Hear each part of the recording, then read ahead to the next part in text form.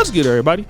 It's your boy, O'Shea Duke Jackson, back at it again with another episode of The Celebrity Junk. Here we have another commentary from Negroville. And of course, I specialize in taking down the unaccomplished in Black America, and that's what I do very, very well. And when I mean unaccomplished, I mean Pookieshas and Pookies and Ray Rays. It doesn't matter how much money you have, but when you're just buffoonish, I have to come for you. And there is nobody more buffoonish than Glorilla. Just look at the name, okay? Glorilla, almost like Gorilla. And I think by the way that Glorilla acts, it's really insulting to actual gorillas that she would even call herself Glorilla. She doesn't even deserve to call herself that. She should call herself something a little bit more, I don't know, maybe savage acting. I don't know, but not Glorilla. But anyways, let me get off of my personal opinion on Glorilla's behavior. And I want to deal with what's going on right now with her bodyguard. Now, remember, Glorilla was in Oakland. She was paid $30,000 to either perform. Glorilla did not perform. Okay. So what ended up happening was the people in Oakland, again, and stop the show, you deserve to have your money scammed if you ever go to a Glorilla show. I mean, seeing what happened in Philly, people stealing wigs and stuff and all that. I mean, it's just so ridiculous. People who even pay money to go to a Glorilla concert. No wonder why y'all are broke. But anyways, let me kind of deal with this. She was at this concert or appearance. $30,000 appeared. She didn't perform. So somebody threw some water on her. All right. And the bodyguard doing his job got her out of the place. Okay. He's doing his job. He doesn't know exactly where the water is coming from. And again, he's a bodyguard that's from Memphis. He's not from Oakland. And Oakland is one of those cities where, you know, depending on who you deal with, you can get dealt with. So he's trying to move her out of harm's way, right? Here's the issue. Glorilla fired the guy. Can I get a dun dun dun sound effect? Yeah, why did he fire her? Why did she fire him? She fired him because he didn't want to go back in and fight the people who threw water on her in Oakland. Now, obviously, he's from Memphis. You've already got Glorilla to safety. To go back in there, and he looks like, you know, a middle-aged man, not to say he can't fire anything, but to go in there and then smack the person up, well, what's going to happen? The crowd is usually going to converge on you. And if it does, he'll get killed. If not that, hurt.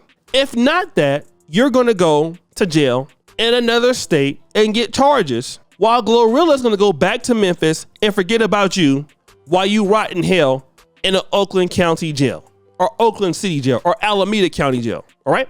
That's what's going to happen. But this is what is the mentality of a lot of people and what I call the urban partition of Black America. Somebody does something to you that you don't like. Let's retaliate in savage-like violence. Because that's what Glorilla preaches and says she's not going to do it herself. But that's what we're going to do. The problem is this, Glorilla. Number one, you are in a different city. You're not in Memphis. It might be different in Memphis where you would have backup. You would have some of your own fan base there. You're in Oakland, one of the most violent places on planet Earth. Well, let me say the United States. If you're in Memphis and somebody does that, they can get dealt with. But you're out of bounds. And then, you know what? I just want to talk about this as Black men. If you think about this in larger context, this is what Black women want from Black men, usually, okay? Somebody has an issue. You as Black men should go and fix it, risk your life doing it, destroy your life doing it on the behalf of a woman, and then when something happens to you, be okay with the consequences while they move on with their life. How many guys are in prison right now for that same cadence, that same scenario? Let me tell you a story. Story time music. So there was a guy, he was dating this chick. The chick went and had a train ran on her. Booty clapping sounds. And so it was, you know, give me like some noise in the back. It was crazy, right? She was getting just slapped up and all kind of stuff, right? It was crazy. So of course, feeling bad about it, she went home and told her boyfriend she had been R-word. And I don't mean R. Kelly, but it does, stop the show, it is synonymous with R. Kelly because he did go to jail for, well. But anyways, you guys get what I'm saying, right? So this guy, defending the lady's honor, goes and get a baseball bat, goes over to these guys that ran the you know what on the girlfriend. Choo choo sound effect. So that happened. So then once that happened, these guys delete these other guys. They are now in jail, and then they had to find out while you're in jail that your girlfriend did it because she was just horny.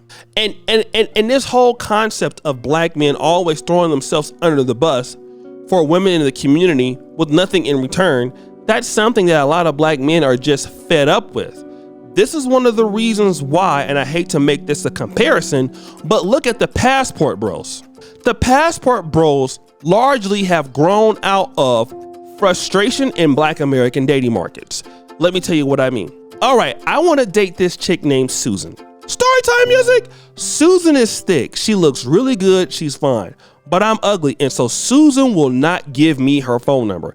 If she does give me her phone number, I only get one word text every 3 hours. Hi, bye, no. Right? But Susan loves my attention. She loves me to constantly, a comment on her Instagram stories, her Instagram DMs. Although she won't reply, she'll at least heart my stuff. And what Susan wants to do is to keep me centrally located in Simpville with no real opportunity of ever dating her, right? And whatever I need to do to please her, it's okay. Whether it is fixing her cars, delivering food, sending good morning prayer text messages, good morning texts, the ones you guys never get responses from because you suck, those things. But now, if I decide that I want to go and, not just ruin my life chasing behind a group of individuals who I feel largely don't give a damn about me, and I'm thinking about myself, then all of a sudden there is, there's a consequence. Well, why is there a consequence for me? And these are guys who don't talk bad about black women or anything like that, right? The consequence is that you have to pay a price and get castigated.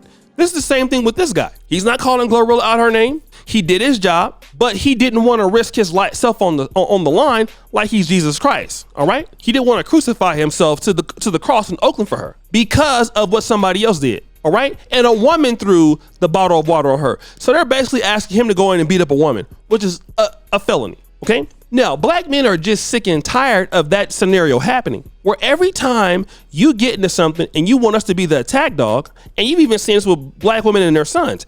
There was a guy at McDonald's in New York like 2 years ago. What happened? The woman went into the restaurant. The guy gave her some cold fries or something like that, and she didn't like what the guy said. She called her son. The son walked into McDonald's. Gunshots, Dima. Yeah, killed the guy. Yeah, all because mama said jump. So the guy here, who's a former bodyguard, look, never worked for her again. And from what I hear, Glorilla don't pay anybody. But guys, what do you think? It's your boy, O'Shea Duke Jackson, back at it again with another episode of The Celebrity Junk. I appreciate you for all that you do. Subscribe, hit the bell. I'm out.